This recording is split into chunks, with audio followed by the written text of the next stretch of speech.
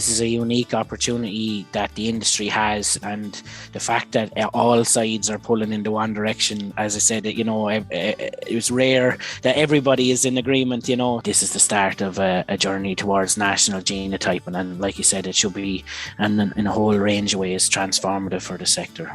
Hello, I'm Stuart Child and you're welcome to the Dairy Edge, the Teagasc Dairy podcast. We're bringing you the latest information, insights and opinion to improve dairy farm performance.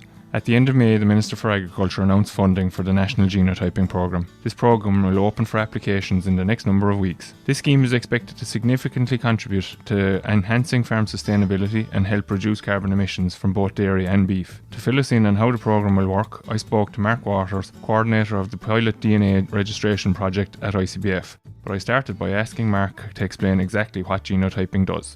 Genotyping basically is where we take a sample, a tissue or a hair sample or some other sample from an animal, and we analyze the DNA profile of the animal. We use that then to do things like check that the parentage that's recorded is correct, and we can use it then as predictors for things like EBI and other traits like genetic defects and poledness, for example, those type of traits, so that's what genotyping is. Yeah.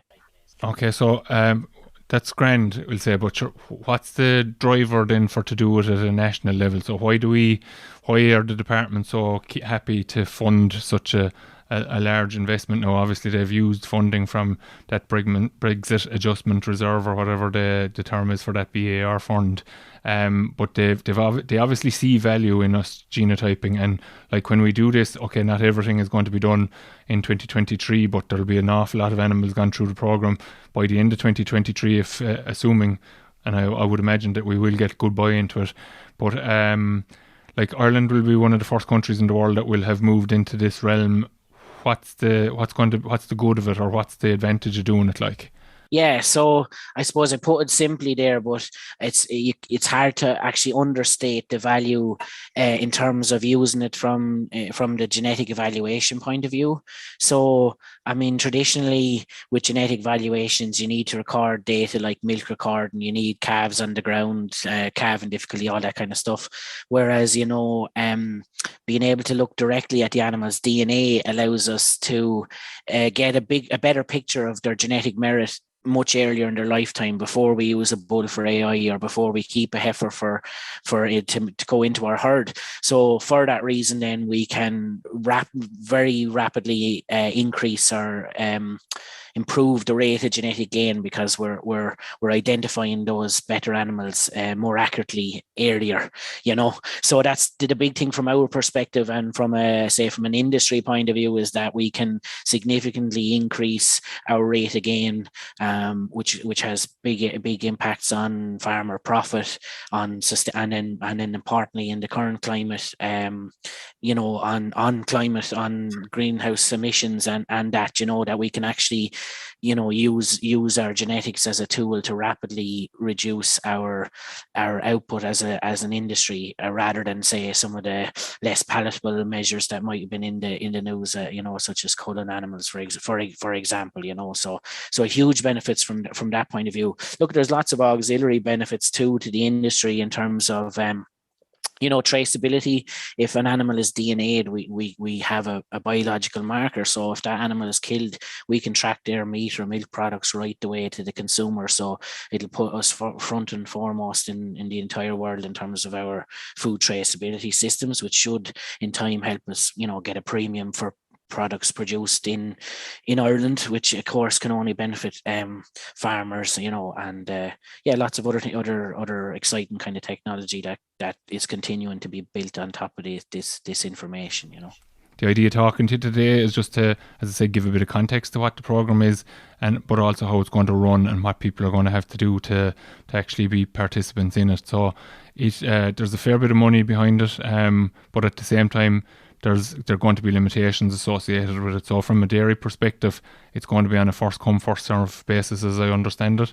And you're working there at the moment on developing the screens, we'll say, for people. So as you said to me there earlier, ICBF are running this programme completely. Basically, the department are in the background of it, but it's really being run through the ICBF database and everything. So people will be slightly similar to the nitrates bending will be going on onto the ICBF platform to indicate their interest in this, and that's going to be important because you'll be coming out with an application page basically online is the most important thing to emphasize. There'll be no written method for doing this, and that's going to be coming out in a couple of weeks, and people will have to move quickly if they do want to get involved in the program. And I suppose, so if you'll explain that, and then I suppose there are a cohort of people maybe that you will in the short term be suggesting won't actually apply for this scheme. So just, I suppose, outlining to people who are interested in it what they have to do, and maybe for people that might be interested but might have kind of limiting factors as to why they would or wouldn't get involved in it. Explain those as well, please, Mark. Sure, yeah.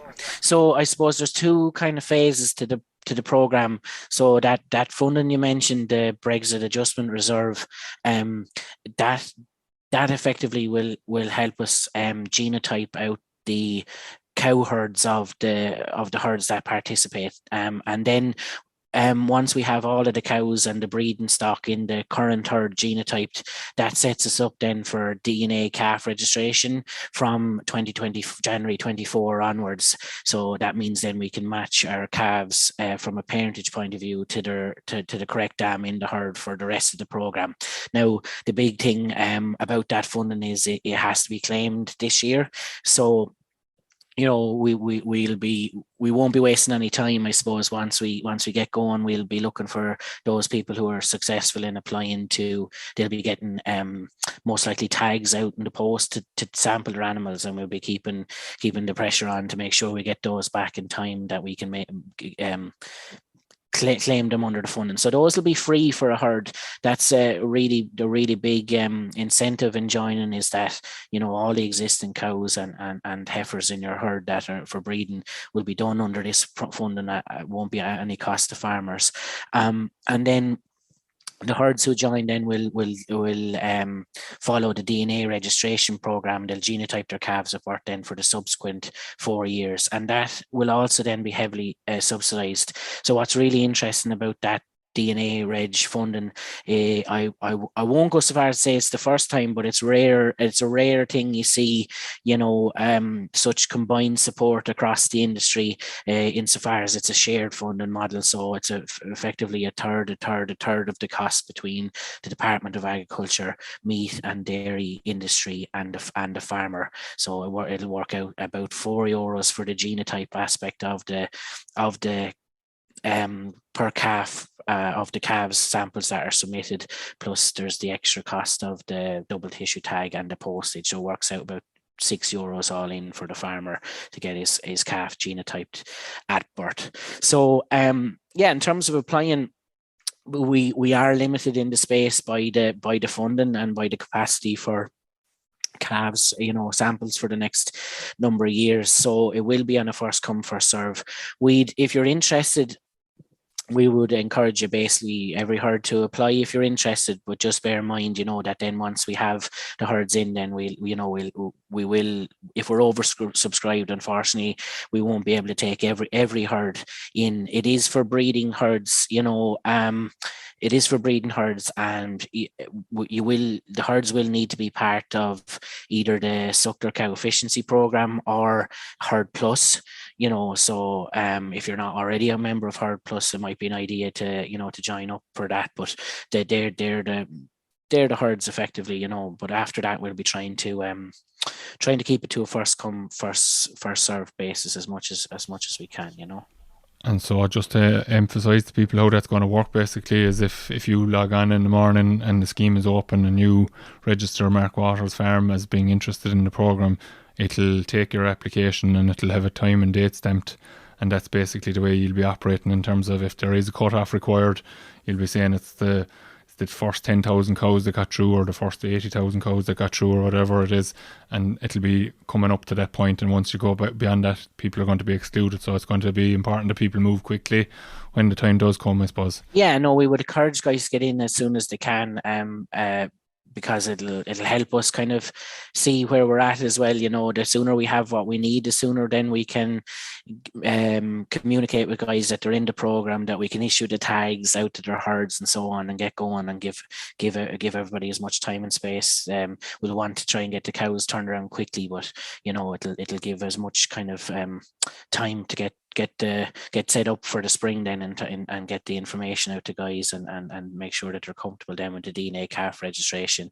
Look, it is co-funded on the dairy side by the various co-ops, so there is other limiting factors, that overall we will have to be proportionate in terms of suppliers of different co-ops, proportionate to the same contribution to the program, if you understand. So the intake of the scheme will reflect, roughly speaking, the size of the breakdown of and the size in terms of suppliers of the various co-ops, just so it's it's fair from a funding point of view. Like, so again, if there's a particular interest with your own co-op, again, it's important to get in early, because if your particular area, if the uptake in your particular co-op is very strong, we will have to ensure that there's a proper spread around the country, and or more importantly around the co-ops,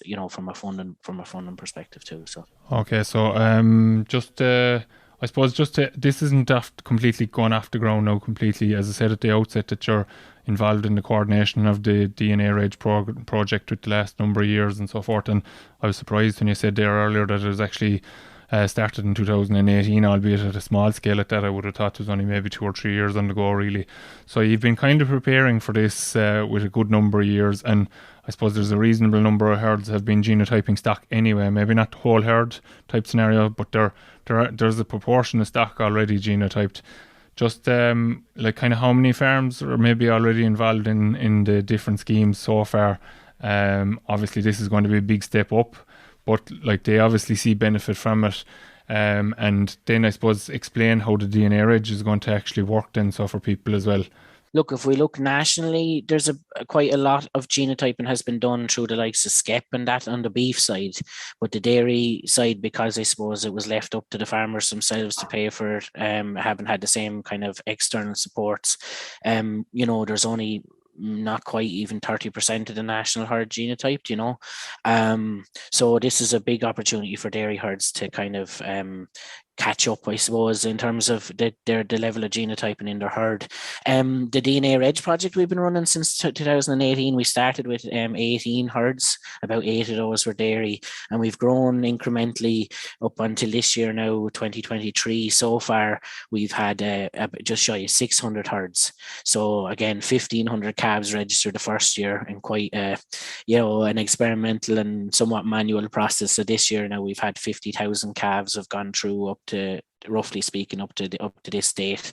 So yeah, look, the process has been, it's been streamlined and refined all the time. So we have had issues. There's no doubt anybody who's been in the program will tell you, like, we've had lab issues and postal issues and different things over the time, but we've managed to overcome those and learn. The whole point of it was to learn, and we're very confident now when where we're at the year just gone. We've had a great season. We were able to turn around the samples in under 5 days, in down to 3.5 days in some cases, in a lot of cases. Excuse me. So quite a lot of, most calves registered by 14 days of age. It's well within the farmer's control, I would say, to have the calf registered by between 10 days and 2 weeks of age, provided he keeps on top of his tagging and his samples and that, so it's been very good. We have of the 600 herds this year, we have about 350 dairy or so it's about half, roughly half split, half and half. So so I mean, how DNA Reg itself works is it's effectively the same as normal registration, but taking a DNA sample at birth. So the herds in the program will have access to what we call a double tissue tag. Both ears of the national tags that you put in your calf will leave you a tissue sample, the usual one for BVD, and there's no change there. The farmer sends it to his own BVD lab, whatever he's doing now at the moment, that's the same. And then there, he or she will take the other sample, then goes to the DNA laboratory, and we analyze that then. Like I said, within 4 or 5 days, we should be able to get a result back, and we check the parentage then from that sample against what the farmer has recorded, so that we can fix the parent and then the parentage if there is a mistake, and the sex as well. We tend to leave that one out, but we can check that the correct sex is recorded as well. And yeah, and that's so we find typically within genotyping, it averages about 17% parentage errors. So it's not insignificant, that varies hugely. So it does tend to be bigger in dairy for obvious reasons. Larger herds, tighter calving patterns, generally on average easier calving bulls. So cows are calving themselves more. And generally speaking, the bigger you go, and the more, the greater the chance, and while that's predominantly sires, it can, it happens with dams too, with the best will in the world. And then again, the sex errors and that, it's more to do with transcribing and data entry, probably, in terms of, most guys are able to tell a bull from a heifer, but it's just you're recording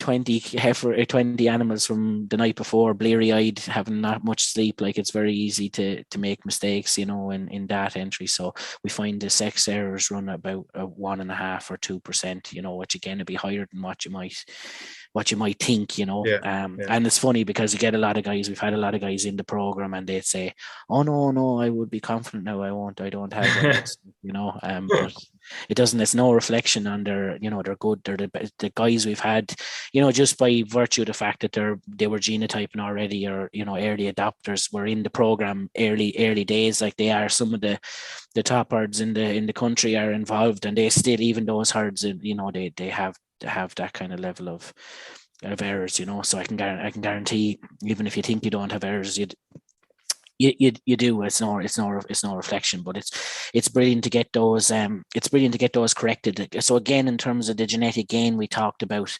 your EBIs, you're using your EBI as a tool to breed, but like on any animal, if the sire or the dam is incorrect, at least half of the information going to make up that EBI is wrong.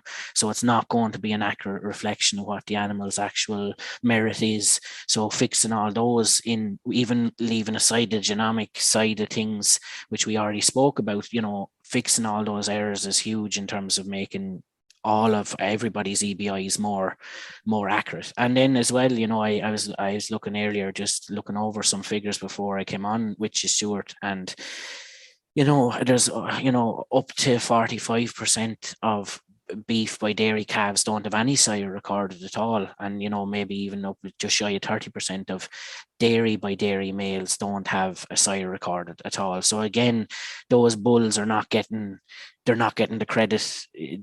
That information is not feeding back to those sires or the breeders of those animals either, in terms of identifying better bulls and females for the national herd, So in about 70% of cases at the moment, even before we start genotyping the national herd, we can identify a stock bull, and sure, 99.9% of the AI bulls at this stage are done. Like, so we can add those sires in where maybe the farmer doesn't know or wasn't inclined to record in the past, so huge benefits from that perspective. And obviously that lends itself to the beef side of things in particular. So the CBV is probably the big winner out of the genotyping program, really. So CBV, people might be familiar with it, is a new enough. I suppose it's only 12 months, maybe 18 months old.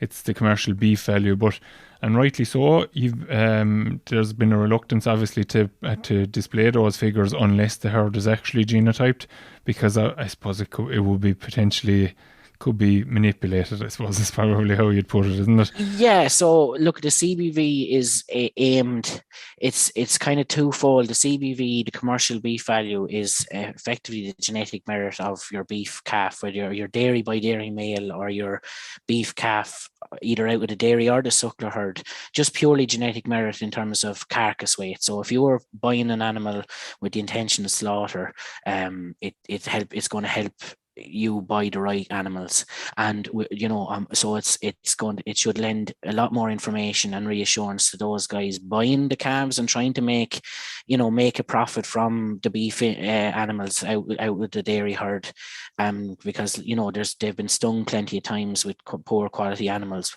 But then that should then filter into higher prices, and that should incentivize then the dairy guys to think a bit more about the beef sires they're using on their herd, incentivize them to use better beef merit sires on their herd. So it's a kind of it should have a two-pronged benefit. But the only way really that it will gain the confidence it needs to work and generate that effect, and generate the better prices for those calves, is if people have confidence in it.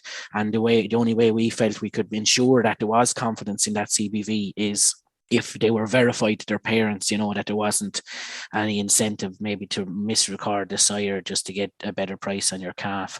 So it might have seemed strange there wasn't too many calves last year, but we had an idea that this program was coming, and the number of calves now on the back of this program, we're looking at possibly up to 1 million calves potentially being DNA registered through this program. So it'll really start coming onto guys' radars now. All of the guys in this herd will have the advantage of CBVs for their calves, anybody who joins. And as a result, over the 4 years of the program, those guys purchasing calves will get to know and become more familiar with it. As they see the volumes of calves coming through the mart, they'll gain confidence, and hopefully the herds in the program will start to see the benefit of that, over a couple of years. So, Mark, I suppose it's hard to overstate the value of this program actually in a way, and people probably won't ever really see the value of it in some cases, and that might sound strange to say, but there's a lot of additional value associated with doing this. Like from a farmer's point of view, they're tagging the calf anyway. Now the registration is going to be almost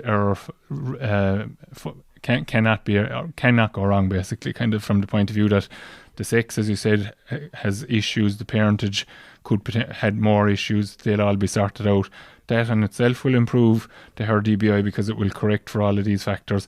It will also identify the more genetically superior animals within the herd for breeding, so we can get far greater gain. And then there's the spin-off of the CBV, and then there's that whole at an industry level, which will be beyond the farm, where it can contribute there. So definitely a project that we'll be encouraging people to sign up for.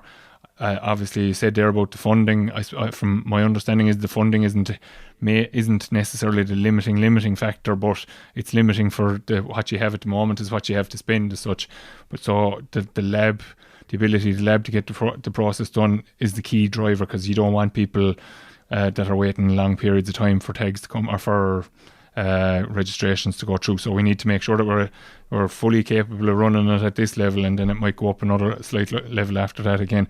But I suppose there are some herds that are probably, just because maybe a little bit tight in calf housing and stuff like that they're dependent on moving calves quickly at that at that 11, 12 days of age kind of scenario. What's your advice in relation to those people then? Yeah, I mean, if you're really tight on space from a calf perspective, if you're under a lot of pressure to get calves moved create more space. Well, look, there's a whole other debate there really about calf welfare and all the rest of it. That's not we're not our kind of 100% area at all. But if you know, but look, from the welfare point of view, the objective of those farms is maybe to get the calves moved to where they're going to be reared rather than of course. Of course. So they need to move them quickly. So are they candidates for the program in that scenario or not? Then so I mean, look, I wouldn't necessarily turn those guys away from the program, but just to make sure that how tight your consideration is. Look, in the last program this year, effectively this spring, up to about 50% of the calves were registered by 10 days of age. We over 80% of the calves were registered by 2 weeks of age. So I suppose there's a difference between the guy who needs to get them shifted off by between 10 days and 2 weeks, and the guy who the very minute they turn 10 days of age, if there's even a day delay, is under serious pressure. Look, there's a lab process involved, so it does add a few days to your normal registration. And you're dealing with the post as well in terms of posting the sample. So those are potentials, there are potentials there in theory, but we find that those things, the big control is the farmer himself. And so long as you're willing, know that that's what's going to happen, and maybe a small portion are a little bit beyond the 14 days that you would normally. I think once you're aware of that and you're happy with that scenario, then that's okay. I think the biggest part is in your control. If you really want to get those calves moving, provided you tag them as soon as they drop, and keep those samples going in the post, a couple or 3 times a week, or every other day or whatever. You can in theory still enter the program, and be okay, but the onus is on you then to uphold your end, and I suppose just go into it with your eyes open. That's all I'd say. Yeah, that's a great answer in terms of, like, it doesn't necessarily rule you out, but you just have to be aware that there could be a small bit of a delay. And sure, look, in reality, we're always talking to people about trying to make sure that they have adequate space and to make plenty of scope for extra calves, and so for any sort of a delay. Lots of other scenarios outside of this, that can lead you, stop you from moving calves on for whatever reason, so outside your control. So it's probably good advice to have a bit of a buffer in terms of space, one way or the other. But, and he said we leave that to the likes of yourself in Teagasc, rather than that's not so much our area of expertise. Okay, so just the last thing, so Mark, I suppose, is just we might just step through the whole process here. So first thing first is the application process is going to go live in the next week or two, maybe, or 2 to 3 weeks, we'll say, just to give yourselves a bit of a buffer. So people will have to apply then. Obviously, as we said earlier on, that application will be date stamped. You'll have to go through to see who's going to qualify to go into the scheme, basically, and you'll be making contact with people then, and you will automatically generate the information for the tag companies, we'll say, or whatever, and those tags will come automatically to the herds that are registered for the cows, for the heifers, and for the calves that are born this year. Is that correct? That's it, exactly. So we're working on the sign-up process at the moment, and hopefully in the next couple of weeks we'll be, opening that for sign-up. So it will be online sign-ups only. Look, the DNA registration process, because of the nature of the fact that you're looking at lab results and the turnaround times and stuff, it is online only. So I suppose the only category of breeding herd that I would say this program doesn't suit at all is if you really are married to paper registrations or have no access to online registrations. Probably about the only type of herd that it won't work for.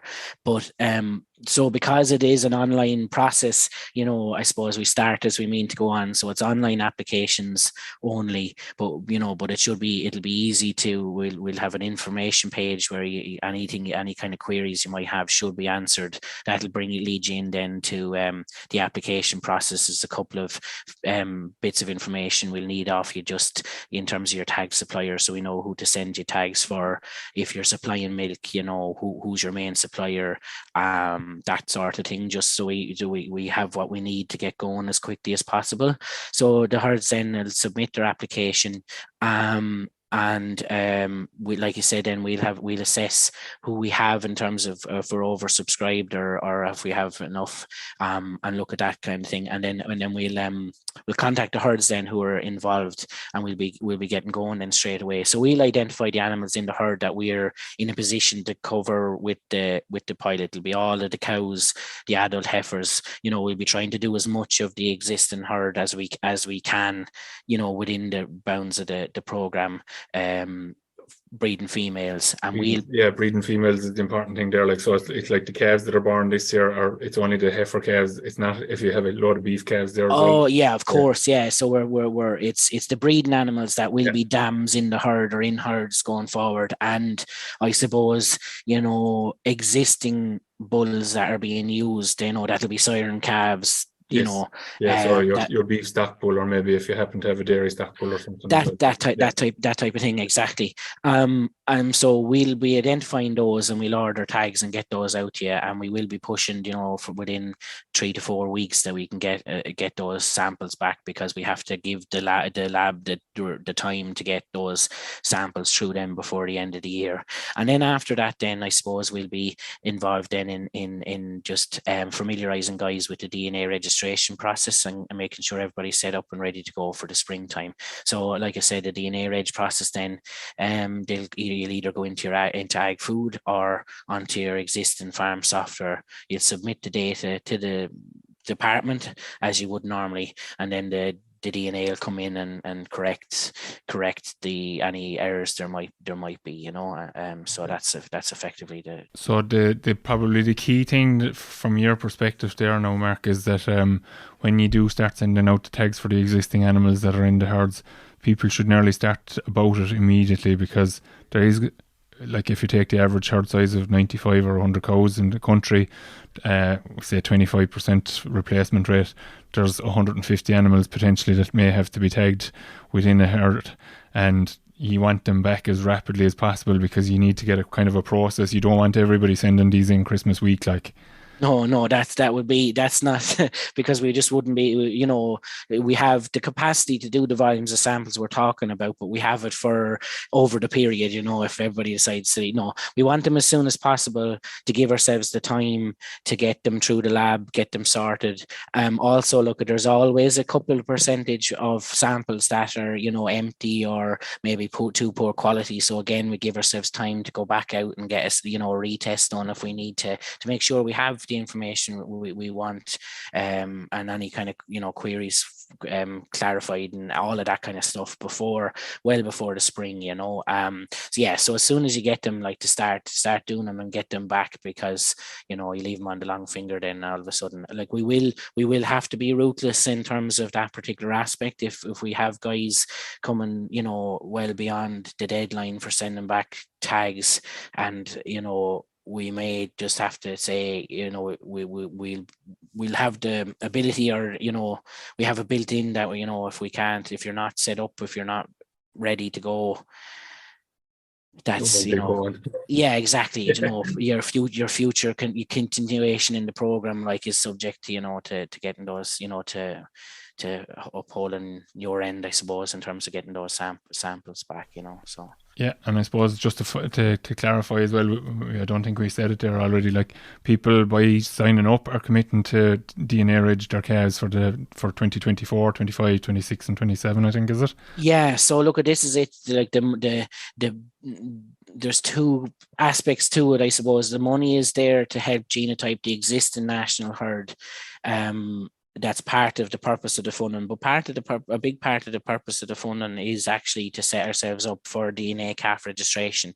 And so, if we were to do the cow herd and then not do the calves afterwards, we're not fulfilling our end of the promise effectively. So that's the trade-off there. But look, sampling animals at birth is much easier than getting them in later, and it's the cheapest, aside from the free animals we're doing in 2023. It's the most competitive rate we've ever been able to offer farmers and you're tying you're tying us into that effectively for the 4 years. So it's a win-win, as I would see it, rather than a trade-off. But you're in it, you're getting your cows for free on the basis that you're in for the duration. Very good. So effectively, this is a future-proofing scheme for the Irish dairy industry, and obviously the beef industry as well. I suppose what I see it as doing is kind of closing the circle in terms of that beef reliance on dairy reliance on beef farmers type scenario that we have, where dairy farmers obviously need beef farmers to rear beef calves and out of their herds, and beef farmers need a source of beef, maybe in some cases as well, where they're not obviously rearing their own. So it's a hugely positive step forward.